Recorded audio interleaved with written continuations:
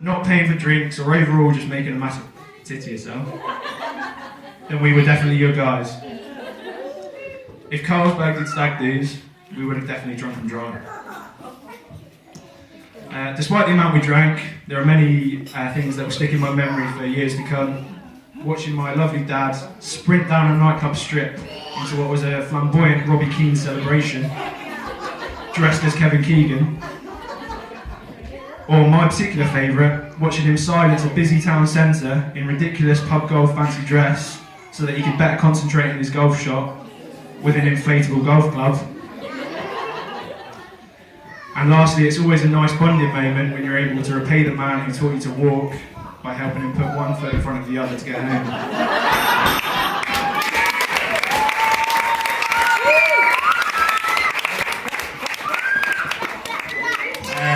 I definitely think he's got a taste for the nightlife now.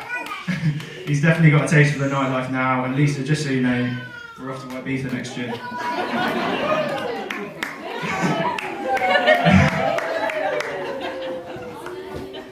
Joking aside, I just want to say a massive thank you to all the guys who made it both stag do's, home and away.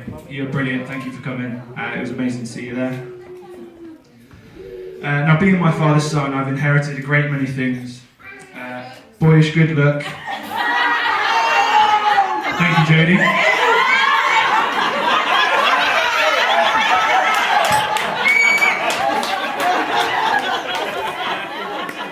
And obviously a little bit too much self-confidence on my part. But more unfortunately, the tendency to repeat myself a lot. Awful dad jokes, which aren't even funny the first time, the smallest ears in the world. An allergy to anaesthetic, which is always come in useful. Thanks, Dad. And also the tendency to repeat myself.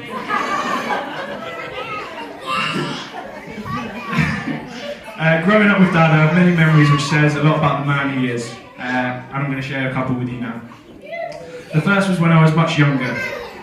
I would often struggle to get to sleep, not because I had nightmares or wet the bed, I promise, everybody, but because of his awful screeching noise coming from downstairs. After weeks of this happening, and to check a cat wasn't being killed outside, I finally plucked up the courage to go downstairs and find out where this noise was coming from. You can imagine my horror to find my dad, the man I idolised, headphones on, fist clenched, eyes closed, screeching out the lyrics to Celine Dion. Or at least I think it was. You'll be pleased to know that me finding out didn't stop him there. The sleepless nights continued. With covers of Eric Clapton, Truly Madly Deeply, and his particular favourite was Kenny G, despite there being no words in any Kenny G song.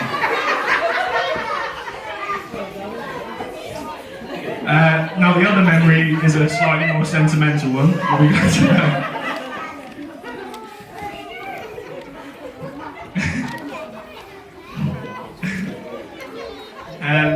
My dad and I share a love of football.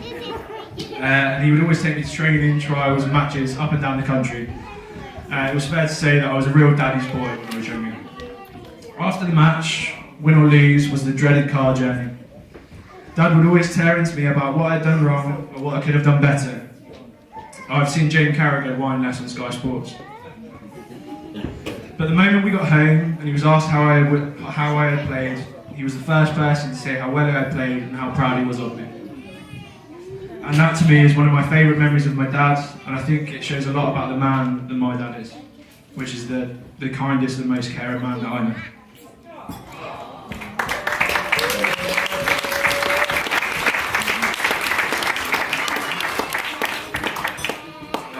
Now I've only really loved 3 men in my life.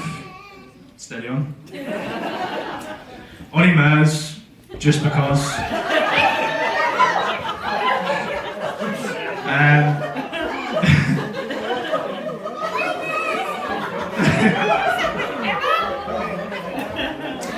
The second is my amazing granddad Len, who I miss every single day.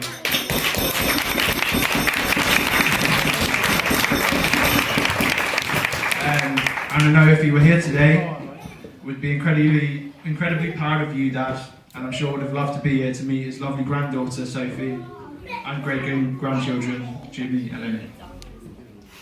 And last but not least, my dad.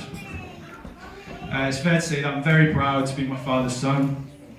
I may be stood here as his best man today, but he is the best man I know.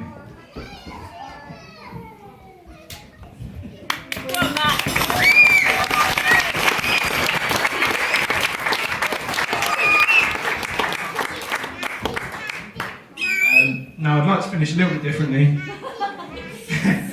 It's impossible to ignore how happy you two are for me, and to me, happiness should be celebrated. So if you'd please be upstanding and put your hands together for the happy couple, Peter and Lisa.